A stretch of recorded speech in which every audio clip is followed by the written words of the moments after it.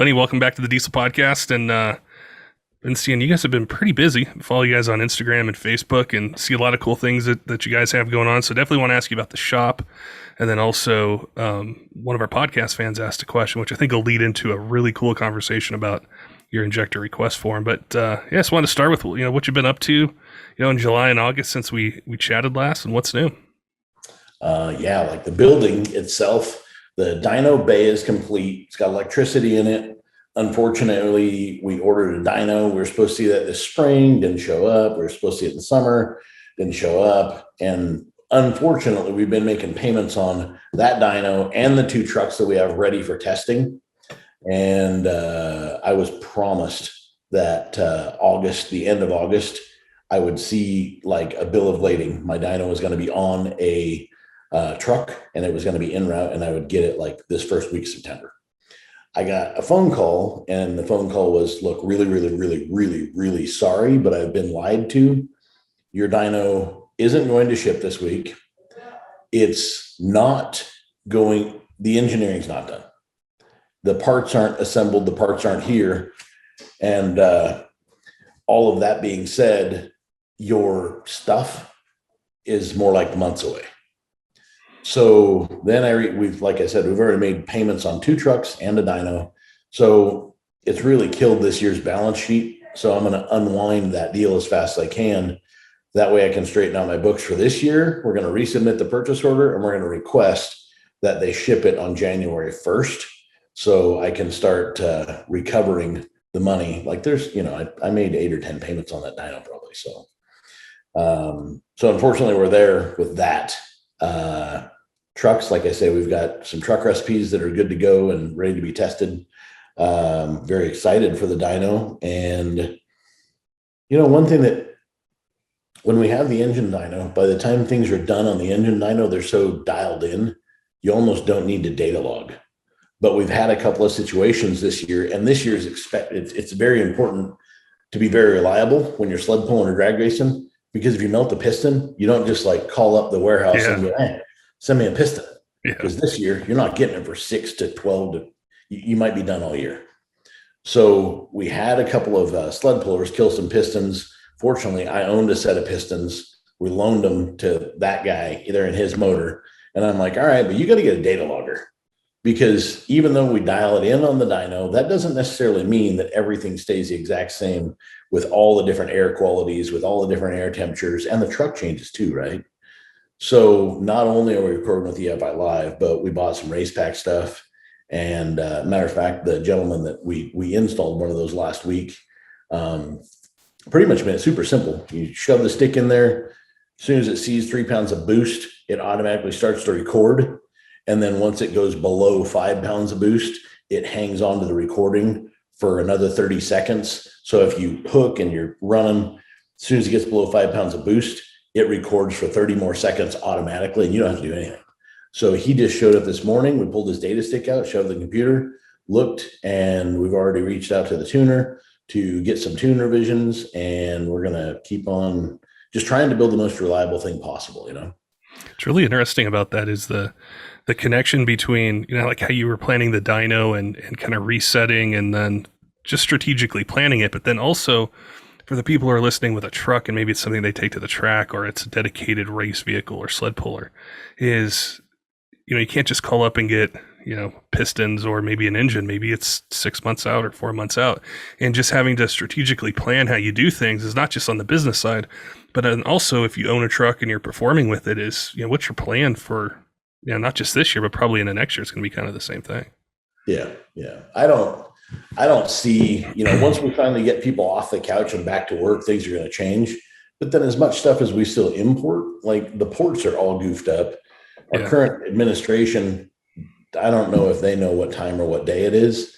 So I'm not guaranteeing or predicting things are going to get better for a hot minute. Like I think this is the new future for a while anyways, is everything you want is going to be in short supply. And, I kind of laugh because we still probably have 50% more garbage we don't need.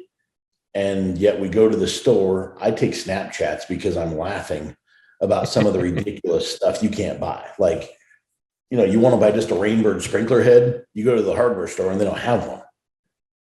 What? Like, it's stupid, simple stuff. Like, we still got Oreo cookies. We still got, things but we don't need. But yeah, it's just, I don't know. I'll ramble. But yeah, data, if you hate money, then you should definitely start a race program. And if you double hate money, you should go into it blindly with ignorance and never plan on collecting data. You will spend all of your money and work your ass off. That is a good idea. That's helped so much, though, with not just some of the talks we've had about like some of the emission stuff and getting injectors built for different applications, but then also just in how much more like about a truck. You mentioned that on one of our other podcasts, is how much quicker you can dial in an engine for one of your trucks or dial in a truck now, where maybe it was guesswork 10 years ago, or just didn't quite know and have to push the limits a little bit, and just it wasn't as refined. So the fellow that was here just a little bit ago, his name's Vern Antonson, and I've known him for 30 years. He's a very technical savvy guy. He's always been that techie kind of a guy, calculating things, figuring things. He got into truck pulling here. He's been truck pulling like a street stock class for 10, 12, 15 years probably. So he's good at it. And then one day he's like, I want to turn that thing up. And I'm like, that truck has 400,000 miles on it. You need to buy another truck and drag it to the track. So when you break it, you don't have to worry about it. Because this guy is like 75 years old, kicking ass, enjoying it, having fun. He lives in central Washington where there's no motorsports at all. Every time he goes pulling, it's 8 to 14, 15 hours away. He'll drive there, pull, and then turn around and partially drive home. It's doing too much. So we've built some things to make his job a lot easier, like his weight box. He never has to sling a weight. He just adds water to the weight box. And when he's done, he drains it and pulls it on the trailer, because I got tired of seeing him throwing suitcase weights. But this morning, so last week we gave him the race pack data logger and got it installed, and basically told him, you don't have to do anything anymore. It powers up as soon as the truck's running. It's powered up.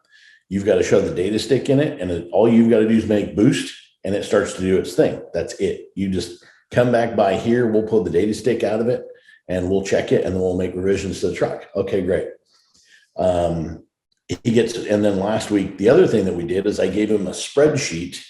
I'm big on spreadsheets. Like, I do them for everything. And the spreadsheet's like air pressure, where you were, what the temperature was outside, what the track moisture was like, all these different things about the truck and the track.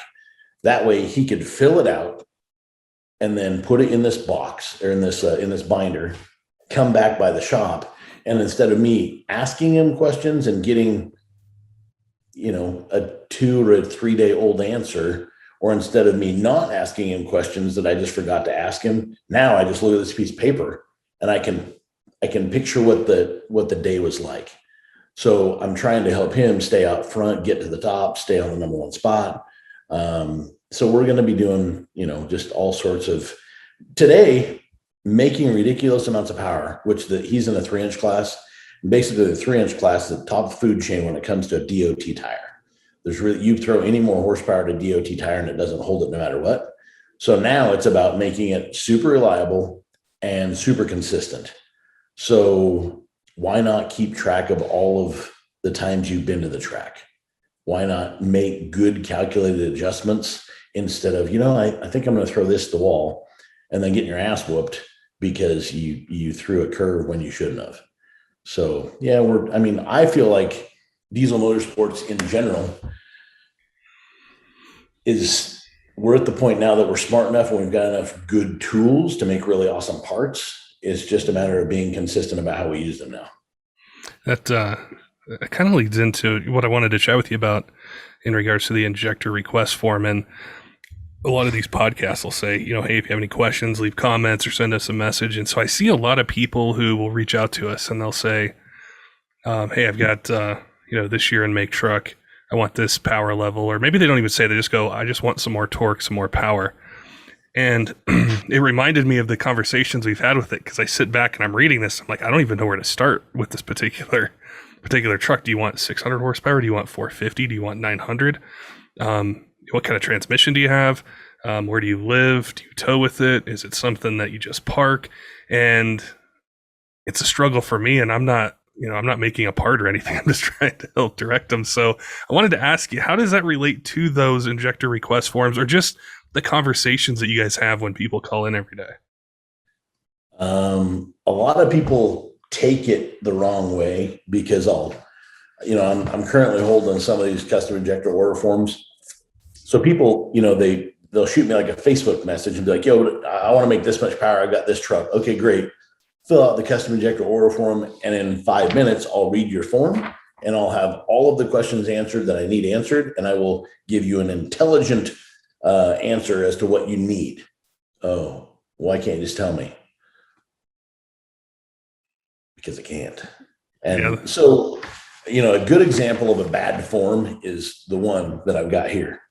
I'm not going to bring the shop name into it because they're really a good shop. And when I read this, he knows that I'm going to call and be like, what the fuck are you doing? Like, there's nothing I can do here. So we got desired horsepower, 1,000 and 1,200. All right, great. We got a customer name, got a customer phone number. They're at 4,500 feet. What do you do with the truck? Just drive it. Mm-hmm. Down a dirt track, down a asphalt track, down the street. What is this thing? It's a 2016 Chevy 2500. Current injectors, none. Electronic mods, none. Mechanical mods, none. Turbos, 6383 and 8376. Type of injection pump, none. Lift pump, none. Lift pump pressure, none. Camshaft, pump, exhaust, muffler, air, none. Transmission, none. Gears, none. Tire size, none. This is garbage. Like, I can't. Yeah, it's hard to start. Can't intelligently build anything using this. Yeah. To where this one, was given to me because it's one of the good ones. Desired horsepower, 850. Customer's name, elevations, currently at 45, though I'm moving somewhere soon to the East Coast and I'll be around 500. Well, that's good information. You might get something from me right now that's a little hot and a little smoky, but when you get down to 500 feet, it'll clean up. What do you do with the truck? Rarely daily drive it. Mostly a fun street truck. Don't plan on any sled pulling, but want the most out of each part. However, I do need to tow. I don't want to be a big dog on any grades. So he's willing to sacrifice some stuff, but he wants it to be a fun street truck, right? Yeah. 2014 Cummins. It's got some tuning that I know the people there. I can contact them and work with them, no problem. It's got push rods and springs in it. It's got a S464, which will be, he says he's willing to upgrade if need to. He's got a 12 millimeter stroker pump, so he's got enough pump for it. He's got enough lift pump for it. Got some 20-inch wheels on a 35-inch tall tire, G56 trans. This is all pretty good stuff. Gear ratio is unknown. He's going to contact the dealer with the VIN number and get that gear ratio. This is the kind of thing that, even though the build might not be absolute and perfect, I have enough information that I can call him and say, hey, man, I'm going to need you to think about this, this, and this. Yeah. I'll build you an injector right now. But when you change this, when you change that sensor, and when you get this done, the whole system is going to come together much, much, much better. In 6 months, when the guy calls me and he goes, hey, man, this thing's hot, smoky, messy, whatever. Then we look back at this sheet and I look at the notes that I recommended and I go, oh, did you do this? No. Did you do this? No. Did you do this? No. Do you remember talking to me about that? No. Okay, well, I also wrote here that I talked to you on this date at this time and you knew that you were going to be doing that stuff. Yeah, I forgot all about that. Okay, cool. So get those things done and your truck will not only make the horsepower that you're after, but it's going to clean up the entire drivability aspect too. Okay, cool. So, good information. We're not trying to blow anybody off. But on the flip side of that is I don't want you to be at hunting camp talking shit about me and my company because we built you a bad set of injectors when actually the injectors were built correctly for what you were trying to do, but the overall end game for what you were trying to do, you didn't put the whole package together.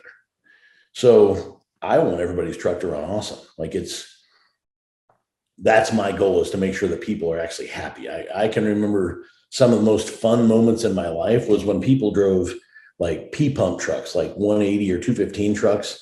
They'd come into the shop with, right at 200 horsepower with the rear tire, maybe 175, 165 horsepower with the rear tire, governor springs, fuel plate, bump up the timing, and they'd go to if it was a stock transmission, we would set them at 240 horsepower, but the power curve was 1,000 RPM, not 200 RPM.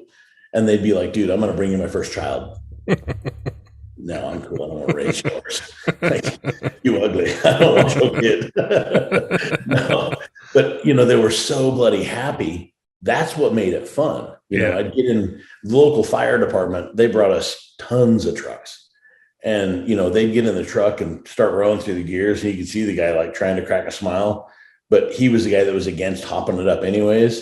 And it's like, well, yeah, it's going to be a lot better, but I'm just worried about the reliability. Well, we dynoed it. We already know we've got other trucks. We've got 200 trucks before this one with the exact same recipe in it. We dynoed it. We know that it runs. We know you don't need a bunch of pyros and stuff. Like when we tell you need a pyro, that's because we're dancing in a spot we've never danced before or often enough. Or like with the sled pull trucks, you're beating those things, and things can change. A wiring harness can change. The boost number can change. Like the more data you have, the faster you can fix a problem. If it's starting to let loose of a head gasket, coolant pressure goes up before it kills the head gasket, or you wait until it kills the head gasket, and then you got, a lot more problems to fix. So yeah. Data. I've been in that position where I remember one time I wanted a turbo and mine was going out, and I just thought, well, I want to get the biggest thing that I can run right now. And I put it on and I hated it. It sucked. And then I'm sitting there like, I just signed myself up for a whole bunch of other parts that I wasn't necessarily, trying to get into right now. And it changes my driving style, changes what I can do. And it's been really cool to see what you guys do with this. Tell me what you're doing. Like that form you just read to us. The guy knew his elevation he's at now, where he's going, what he wants to do, what he's willing to sacrifice, what his upgrades are. Okay, well now I know, kind of how to build these, and he's going to be happier versus, me when I threw a huge single turbo on with stock fuel in a tune and it couldn't get out of its own way. I was just ignorant, to what I was doing. But, it cost money and I just didn't enjoy the experience. So I think that's really cool what you guys do with that. Dude, so I'm building, I'm kind of generaling my own house. This is the very first time that I've done anything like that in my life. Like learning how to read blueprints and all that stuff, I'm learning. But when I stand next to my builder, who's done this his entire life, and he's 5 or 10 years older than me, he glances at it and then walks away. I'm staring there, I've got my glasses on, I'm staring at it and I'm trying to figure out, and he's already got a hammer in hand and he's like going to town because he's done it so many times. When I come at him again, he's 5 or 10 years older than me. He's been building things. The building trend has been this like sticks, bricks, things that are kind of stable and the same. Code makes these guys do certain things, but I get on YouTube and I'm like, holy shit, like there is so much really rad stuff. Example, when you're in like a Cat 5, category 5, like hurricane zone, the sheeting that goes around your house is much better stuff, because that's supposed to be like water impermeable. Like you're not supposed to get leaks going into the house, right? Well, if you're in a hurricane area, well, now they've got liquid applied products. Instead of, you drive by all those houses and you see like the Lowe's wrap or the Tyvek wrap wrapped around them. Yeah. Well, that water can get out, but it's not supposed to get in. But now they have like a product that you apply with like a putty knife, and that goes in all the little cracks and fills the little cracks. You put it over all the nail holes, and then you basically roll or spray on. Here comes my dog. You roll or spray on the other stuff. So I gotta close door. Sorry. The other stuff gets rolled on, sprayed on, and it's a much better product. But trying to talk to my builder into doing that, he's like, no, bro, I don't want. So being an old school mechanic, if you're going to continue doing stuff the same way as my builder wants to do stuff, you're dead. That is something that I've seen happen more in the last 5 years with diesel fuel injection shops, because those guys were like smoke and mirrors, everything's built to spec, we don't deviate from spec. And the internet comes out, and if you want to be the stubborn guy that builds stuff to spec and you only want to use the parts that you've only used, then your customer, your client, is going to go out and find it their way, because by God, it's their money and they're going to do whatever they want. And that is something that right now we've changed. The face of this company hasn't really changed, but interior of this company has changed a lot in the last 24 months. A lot. Like since I've been doing your podcast, every time I get on here, I could, basically brag about all the stuff that we've changed and done and modified and tweaked, but it's constant, steady change. Like every single day, I've got these little 3x5 recipe cards that I shove in my pocket, and I'm constantly looking at those things from yesterday and today. And then tomorrow I scratch off everything that I don't need to worry about anymore as things that I've already done. And once in a while I stumble across one that's a month old and I'm like, holy shit, that was so long ago. Yeah. Like feels good knowing all that stuff's done, but it's constant change. Like did I tell you the story about my crew? I don't know if I ever told you this. So when COVID first hit, maybe I never told you this. All right, so I'm gonna brag. I don't think so. Basically, COVID hit, and one of the warehouses basically shut down, laid off a bunch of people, and I was like, "Oof, that's bad." That was a major change in the diesel industry. Like to see that kind of change happen, just like boom, here it is. Yeah. And a couple of the other ones hit us up with, "Hey, look, we're prepping for Doomsday. We're going to expect," and they wanted some special deals. And I thought, wait a minute, like this makes no sense to me. Like if Doomsday is coming and I give this guy a special deal, I potentially put myself out of business because I've given him a deeper discount so he could afford to carry it longer. And my bank's not going to let me carry it longer. They're going to tell me payments due when payments due on any inventory I borrowed. So I went to my crew and we talked about our primary customers are warehouses. We talked about the primary customer problems and issues and what they're all asking. And I said, guys, like, I'm going to let you make the decision because your livelihoods are potentially going to change just as mine will. So there's two theories that we can use here. One is we turtle and we weather the storm, but a turtle doesn't move unless it gets carried away by tide. So we're kind of out of control of what our destiny is if we turtle.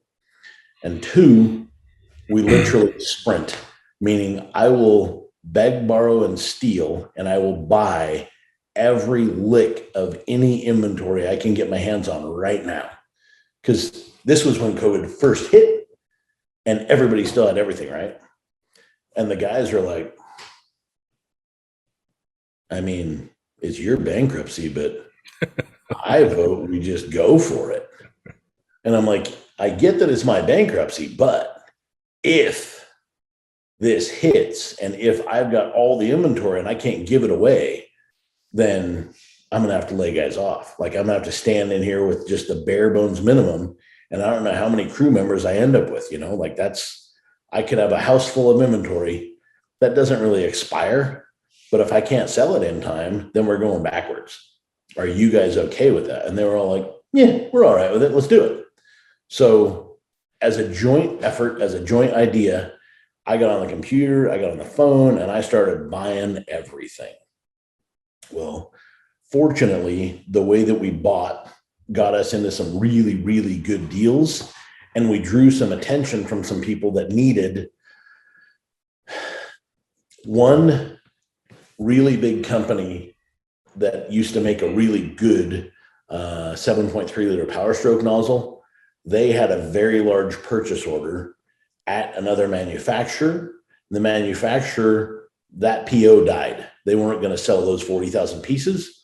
So this manufacturer is now trying to figure out who can fill the time slot for 40,000 pieces.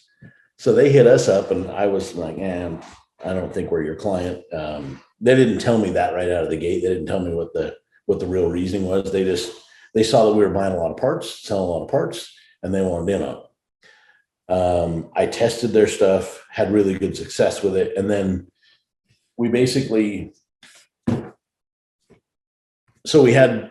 I requested that they sent me like 60 unicorns. And when I say unicorn, it's like a feeble creature you can't get your hands on. Because when I've asked people in the past for this unicorn, they're like, you can't do it like that. It can't be done like that. You can't make it like that. It doesn't happen. Well, this guy had me 60 unicorns in like 4 days. And they showed up just like everything else. It sat right out there by where I work, and I kicked it over and I kicked it over and I kicked it over probably 2 or 3 months. And then one day we ran out of parts, and I looked down and I'm like, oh, there's those blanks. I could make whatever I want out of those. So we instantly started testing, and within 24 hours, I sold all 60 of those pieces. They were in a truck within 4 hours, and we were driving them 4 hours and 5 minutes later. They looked great in the stand. They EDM'd really, really well. Everything worked perfect. So I called them back and I was like, hey, look, man, I finally got a chance to use those. I need you to send me 400. And they were like, no, we don't do that. What do you mean you don't do that? I thought you sold parts. Well, yeah, but that's a pretty good size order. We would need to come and shake hands and meet with you. And I'm like, that's fine. Pack your bag, put 400 pieces in your bag, and get on a plane and get on out here. Well, the dude showed up. And like the rest is history. But as soon as like you and I, it's 8:14 now, and today at 10, I have another Zoom meeting with them. So I got one dude in Brazil and one guy in Italy, and we're all in the same Zoom meeting. And that is how we are combating this problem with inventory. We haven't ran out of anything.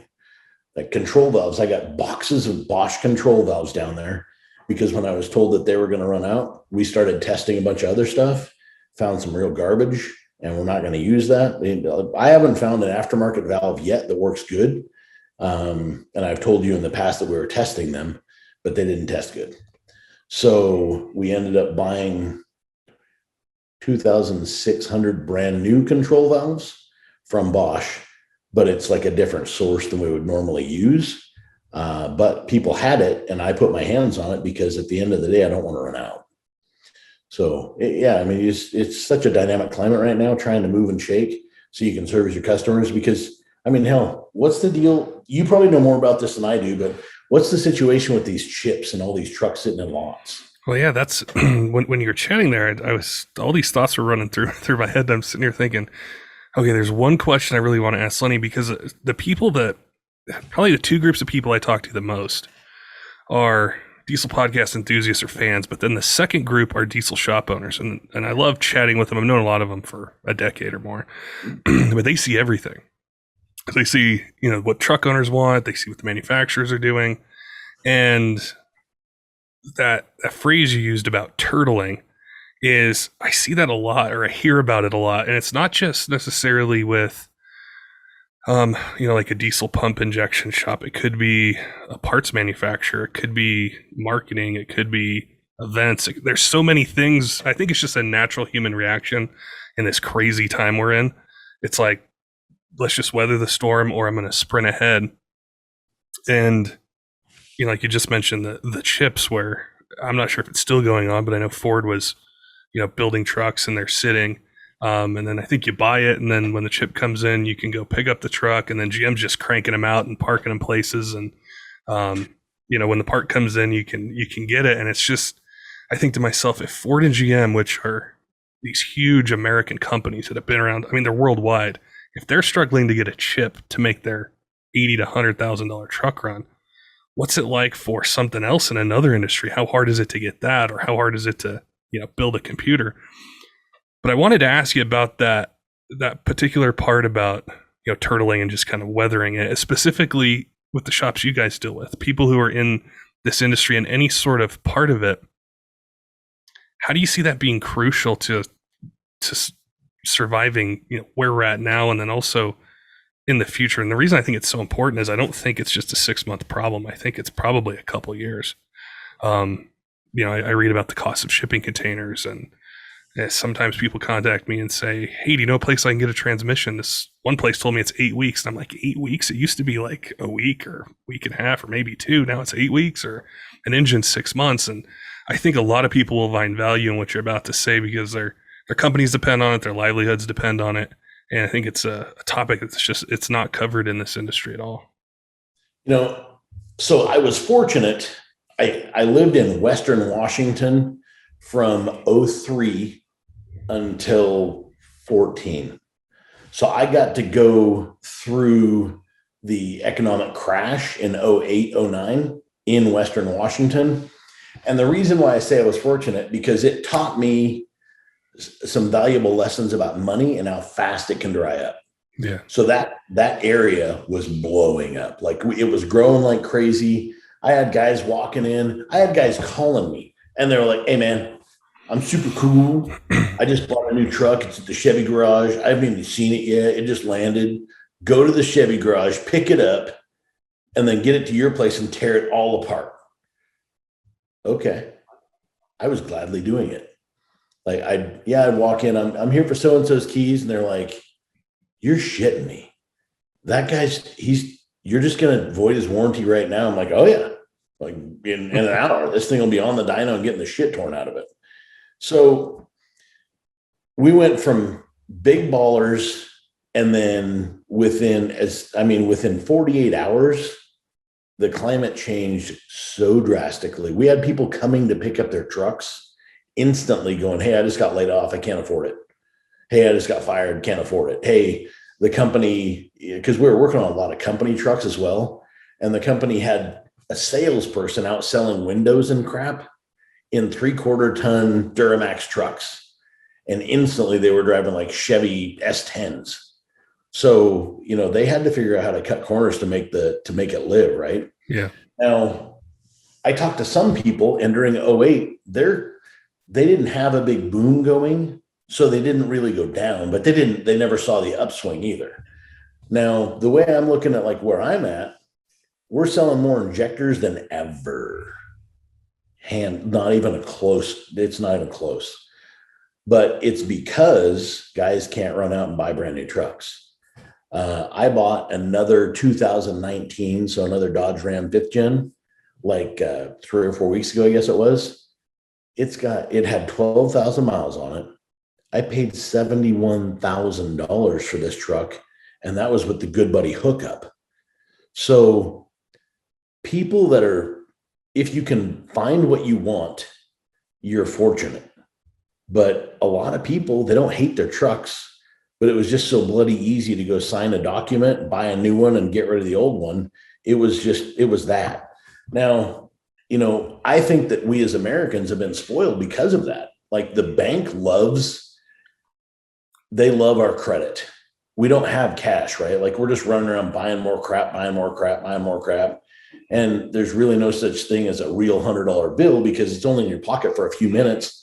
And then it turns into a Slurpee. And then you've got $97 left, and $97 in my pocket seems to fall out like instantly. So I can hang on to 100, but as soon as I break it, it's gone. And right now with where we're heading, I think we have to start thinking a bit more like, say, Australia, where they buy a vehicle for 60 grand. They'll put 60 or 70 grand into it, but they keep the vehicle for 25 years. They build it till they love it, and then they keep it for 25 years. When this time that we're going through right now might teach all of us to drive what we love, build it how we love it. And if you want amp steps, guess what? You're going to wait. You're going to wait until they finally show up. If you want a Titan fuel tank or an S&B fuel tank, well, you might order it and it might not show up for 6 months. We're not used to that stuff. No. But a Titan fuel tank doesn't wear out. Amp steps, they're going to wear out, but it's going to be years down the road. So you're going to start taking care of and really cherishing some of the stuff. As a mechanics chronically, I was raised by a mechanic, right? And he was tough. I'm going to do it my way. Tell me I don't. And I'm going to work twice as hard to do it my way. And that's traditionally exactly how I see a lot of mechanics today. You're not going to tell a mechanic anything. they're going to show you that they can do it. The unfortunate part about that is we get caught in these traps of putting in so much time and so much personal effort that you're working in the company instead of on the company. And the whole time you're working in the company, you're really not making the company more profitable next week. You're just getting to that, whatever that goal was, you're getting through it. And that's cool. It builds up a self-pride, but you've really got to get over that, get through that, and start to work on the company right now. And remember that there's two things that you really need to be servicing. One is whatever your customer wants, and two is whatever you can get your hands on. So, because at the end of the day, your bank, your electrician, or the electric company, the insurance guy, none of those people care about your back orders. Zero cares. They just expect the check. So if you are waiting for XYZ 1, 2, 3, and it's like 6 or 7 months out, well, sorry, it's not going to help pay your bills this month. How are you going to pay your bills this month? That's what you've got to be worried about. And then another thing that I constantly hear, this is every single state, every time that I travel somewhere, because I drive to go see dealers, everybody says the exact same thing. We can't get enough good hands. That's true. Consumer demand is higher now than possibly it's ever been. And new trucks that are being sold is lower than it's ever been since I've been an adult. So we need more people. Now, a good buddy of mine who's a very, very, very successful plumber, in 07, 08, he had about 75 plumbers that worked for him, like journeyman, legit plumbers, right? Couple of commercial properties, kid was kicking ass. And then boom, it hits and the economy tumbles and all the building stops. And he went from 75 down to his core 10. And he had to keep those core, even if he didn't have work, he had to keep the core there just to make sure that he was able to get whatever need or necessity taken care of that he absolutely could. Now, that being said, when Ashton grew again, which happened very, very quickly, Jesus. When he grew very, very quickly, I called him and I was like, dude, how did you do that? Like, how many guys you got? And he's like, well, right now I got about 150 guys. And I'm like, Lord mercy, how did you go from 75 to 10 to 150? And he kind of giggled and he's like, well, I'll tell you how I did it so far. And then I'll tell you how I'm going to do it next week. I'm like, all right, what'd you do? He's like, well, 75 guys were just, that was old school plumbers. Like we had old school plumbers and they were all awesome. And then when the economy started coming back, some of those guys got jobs at Boeing. Some of them are working at other plumbing outfits that called them back first. And some of them came right back. But now that we have the need for a lot more of them, if I'm at McDonald's or at Starbucks or at Lowe's and somebody has a good attitude and a good work ethic that I can see, then I'll give my business card, tell them to give me a call if they're interested in a possible career change.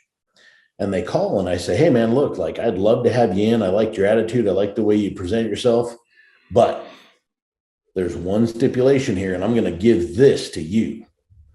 I'm going to give you 9 days to change your life. Meaning I'm going to give you 9 days to come and work for me. And on the 10th day, we're going to sit down and I'm either going to send you back to McDonald's, send you back to Lowe's, or I'm going to lay out a plan and we're going to invest all the education into you so you can become like a journeyman and change your damn life. And I thought, wow, that's a big deal. Why do you do it on 9 days? He says, well, because this state, basically they can hit me for unemployment on the 10th day. So they got 9 days. And I'm like, all right, that's cool. Like that makes sense to me. So since then, I don't ever look for somebody with previous experience in what we do. That I'm not going to find that. But I look for guys with good work ethics. I look for people that hit me up, Facebook Messenger, things like that. And then I look at their profiles. And if you're a shit show and you're, every weekend, it's like a concert here and a party there. And, no, like that's not what I want in my building. So you've got to really remember, like as an employee looking to upscale yourself, you've got to present yourself as a professional 24/7 all the time. And if you're not, well, you're not going to get a professional spot. And then on the employer side, quit looking for something that's not out there. Stop. You have to train these people, which means that you, the guy that's the smartest in the shop, you have to put together like training packets, and you've got to be ready, willing, and able to invest time into these guys and make them learn how to do it correctly your way. Might not be correct for everybody, but if you figured out how to do it in your shop your way, make sure everybody in your shop's doing it your way. It's pretty simple. Yeah, that's really good advice. I chat with some shop owners, and like they've gone the traditional route of trying to find with a hiring agency or just different things. I'm like, it's so specialized what you're looking for. I don't know if you could ever find that, or you think of even, somebody for sales, somebody's going to answer the phones at Dynomite Diesel. It's going to be next to impossible to find somebody that knows what you want them to know, that is just you can just put them right in the chair. They're probably going to be somebody from, I think you'd mentioned that once about, some guys you found that were customers or just, people that were really into the sport that you knew, and you saw the transition being simpler from that to, answering people's questions and getting shops the injectors that they need. If you're willing to work right now, like example, recently I wanted to build, we had massive dust problems, and my neighbors, they were curating a wedding on their property. And I went out to my property and cut all the hay down to the dirt, and I created a dust problem. So I didn't want to be the new guy in the neighborhood that pissed everybody off. So I ran down to the local irrigation supply house. I got a couple of names for, contractors they would recommend. And I called them up, and they're like, all right, how big is the property? So I told them. And I says, by the way, I've got a blueprint right here from the irrigation warehouse. Based off of how much water I have, I can afford 6 sprinklers to run at a time. And I end up with like 13 zones of sprinklers. And they're like, well, that's going to put you at about 35 to 40,000 bucks, but I don't have enough guys. So might not get it done this year. $40,000 for sprinklers, and you might not get it done. Rest assured, if I was going to make 4 times my money, so my investment was $11,000 in sprinklers.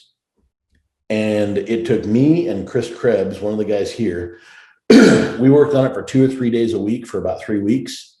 And the job was done.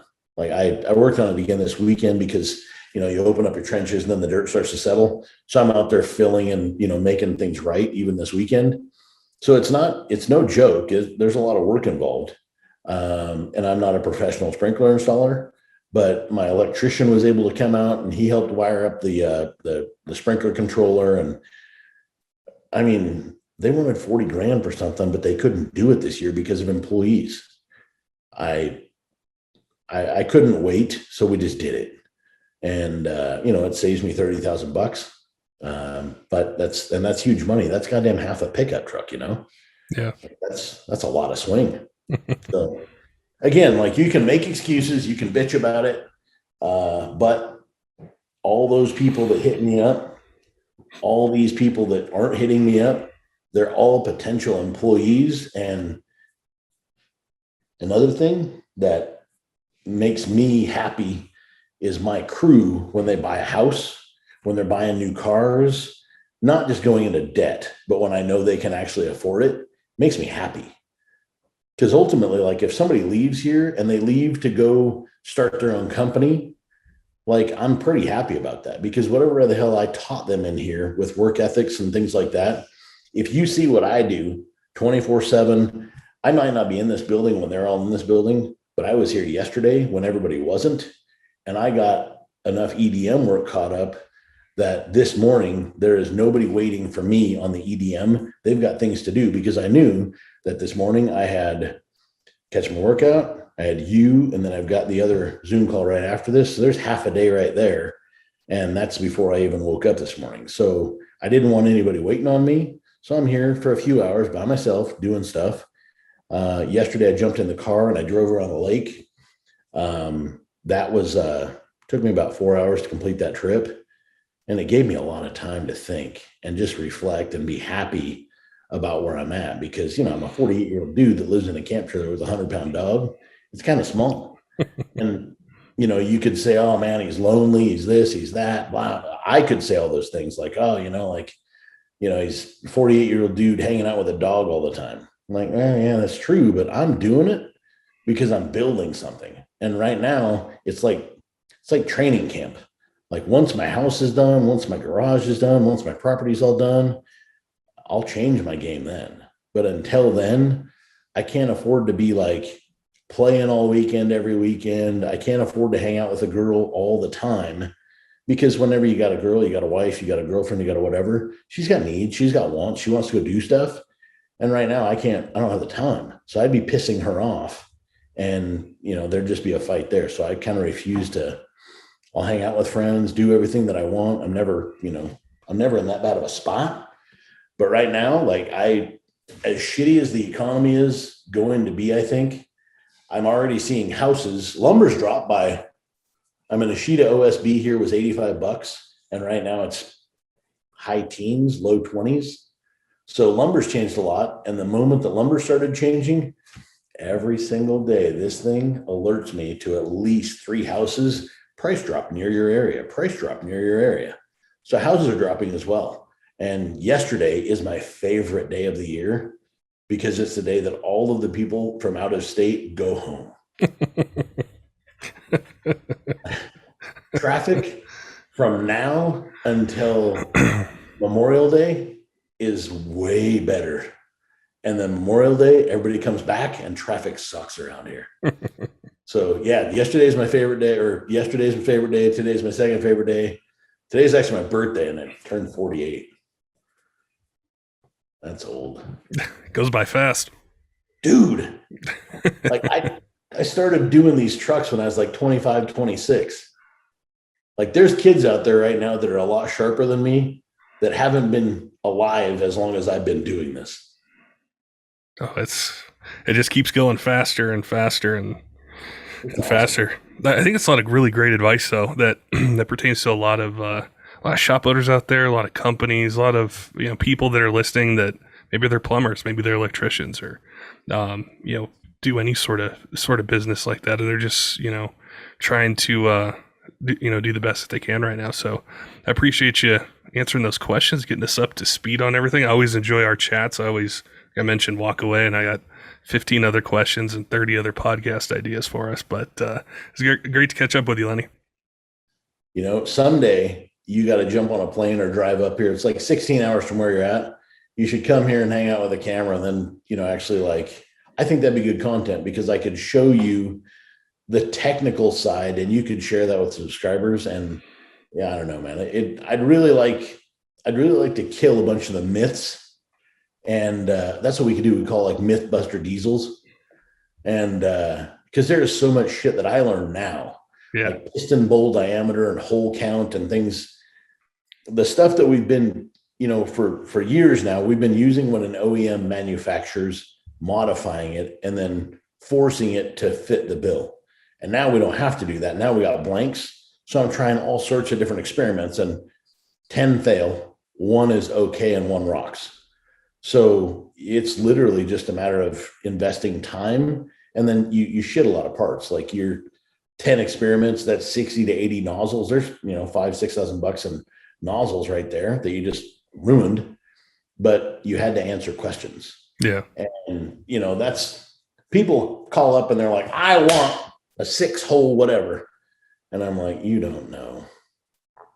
How about you tell me what you really want, like for horsepower? And I'll tell you what my experience has given me. Yeah. And I'll give you the best thing that I can give you for that. Yeah. And hole count, hole diameter, moving things very slightly. We got a new extrude hone machine coming that's going to be awesome. Like that's going to be light years. We'll be the first aftermarket manufacturer to run this abrasive flow machine. So I'm pretty excited about that. Yeah, it'll be really cool. It's been awesome. Gosh, since I think we did one right before the pandemic hit, and you're telling me all these ideas, and I've seen it, roll out in the marketplace. So I'm excited for the next, the next 6 months, and see when you get those dynos in after the first of the year, and keep cranking on stuff. If I get the dyno in, do you promise to come? Yeah, I promise. Now I'm inspired. It's been such a crazy, well, almost 2 years now that it's just like you get so busy and there's so many things going on, and it's just like just trying to keep your bearings, your head in the right place, and there's all these stories to cover and all these new things. It's just been really busy. Hey, I got a question. I assume that with more people getting forced to be at home, that they've got more time to kill. Do you feel like you've been more discovered in the last 12 months? Yeah, I would say, yeah. I mean, I can see how our audience engages, and it definitely changed once the pandemic hit, especially with the questions we get from people. I think they maybe had a little bit more time to think about their trucks, and so the type of questions are different, or they're much more in depth, and then you can see the amount of traffic, amount of people that are just coming to your platform to listen. And that's one of the things that with our growth it's been inspirational, but then also a challenge to keep up with it. Is, gosh, when I did the very first one, I think maybe that was a long time ago, like 5.5 years ago, like maybe 30 people listened. Mm-hmm. And like 10 of them were me listening like again to see how dumb I sounded. But it's like, you have to think, okay, people are asking about TDIs. They're asking, ask Lenny this question. What should I do for suspension on this truck? And so it's broadened the topics that we cover, which has been really, really cool to just be able to witness that. I'm like, I'm real big on like motivational stuff. I try and surround myself by motivational shit all day long. Like even the shirt, like just do work. I don't really find joy in being miserable. I'm happiest when I'm like, this is going to suck, but I got to get it done. And then when I get it done, I'm happy. So like, if you walk around the shop, my daughter hates it because it's like full of inspirational artwork everywhere. Like, we're like the iconic dealer. We just don't sell our stuff. We just buy it. Everything about this place is kind of a positive environment, and it really helps all the employees here. One of my guys last Friday, we misshipped, like the boxes were identical. They looked identical. We misshipped stuff. One of them was red label going to a guy for a sled pull truck, PPL guy. And we sent his injectors to another company, like a multi-million dollar company that has a freight department and isn't going to see them and isn't going to know what the hell they are. And we may or may not get them. We misshipped them, and shit happens every day. Like honestly, you got to know that every now and then humans are going to mess something up, because that's just how we are. Like, you just have to. If you're not messing up, you're not trying. He took it to heart, and he was in a really bad mood all day long. And at the end of the day, I tried to like pick him back up, and he was so personally hurt by it. I think it really ruined a bunch of his weekends. I reached out to him this weekend as well, and I still want to chat with him a little bit more today, because like at the end of it, we got our customer a set of injectors that was like on a Saturday on a whim. They were borrowed from another customer, and he did really well. He took, second PPL. So no harm, no foul. And we were able to call back the injectors, and they're going to go to their rightful owner. And then we were able to send the other product out to the other customer. All's well that ends well. If I was the typical like Lenny Reed from 10 years ago, I would have lost my shit. Screaming, yelling, kicking shit, like kicking garbage cans, like just being a jerk. And I would have been in a bad mood potentially until I finally got to see the other truck fire up and make smoke. Then I would have like settled down. But this year I didn't do that at all. I was in a good mood all day long. And at the end of the day, we had, we all kind of broke bread together on lunch. We had a barbecue out back, and the rest of the afternoon we worked, but it wasn't like we were trying to kill it, like we're in a good mood. The exact same scenario plays out two different ways, but which employee wants to quit? the guy that knows he screwed up and gets yelled at all day long, or the guy that knows he screwed up and basically gets told, bro, shit happens. I'm not perfect either. Guarantee I'm going to screw something up. Guarantee when I screw stuff up, you'll catch it because you're supposed to more often than I do. That's the climate we live in. Like, you don't have to be pissed off about stuff. You're not getting anything more done. And that was something that took me a very, very, very long time to figure out. But now, I got guys that would run through a brick wall to help me. And I got guys down there that are they truly dig what they do. For me, this has been, it's been a really fantastic few years. And I love walking in this building and hanging out with the people I hang out with. Yeah, so, I definitely want to see it. You've chatted with us about it a lot, and I see it in the marketplace, and I see it, with the fans that you guys have. But I think to actually be there and see, the crew working and see the magic happen. Like, you could tell when you walk into a place, and I've experienced this in my life, when it's not necessarily like the sales room, but it's where parts are being made and how the employees interact with each other, and just the mood, you can just tell, and it's just it's a better environment. So, oh yeah, for sure. I promise you, when those dynos hit, I will make my way up to Idaho and tour Dynomite Diesel Products and see what you guys do. You can't lie to your fans. I can't now. It's on video now. So you can lie to me, but if you lie to all your fans, it's going to be 36 people really disappointed. I know, and 16 of them will be me. Awesome, Lenny. Like I said, I appreciate your time. Always great chatting with you. And I will be in touch here towards the end of the year when I'm planning a trip. All right, buddy. You be good. Thanks.